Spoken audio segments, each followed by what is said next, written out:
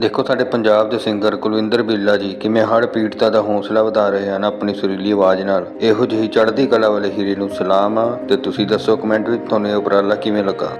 ਉਹ ਪੰਜਾਬੀ ਹੈ ਮੈਂ ਜਦ ਦੁਨੀਆ ਤੋਂ ਜਾਵਾਂ ਮੁੜ ਫੇਰ ਦੁਬਾਰਾ ਆਵਾਂ ਮੈਂ ਜੋ ਵੀ ਦਿਨ ਹਟਾਵਾਂ ਮੇਰਾ ਦੇਸ਼ ਹੋਵੇ ਪੰਜਾਬ ਮੇਰਾ ਦੇਸ਼ ਹੋਵੇ ਪੰਜਾਬ ਮੇਰਾ ਦੇਸ਼ ਹੋਵੇ ਪੰਜਾਬ।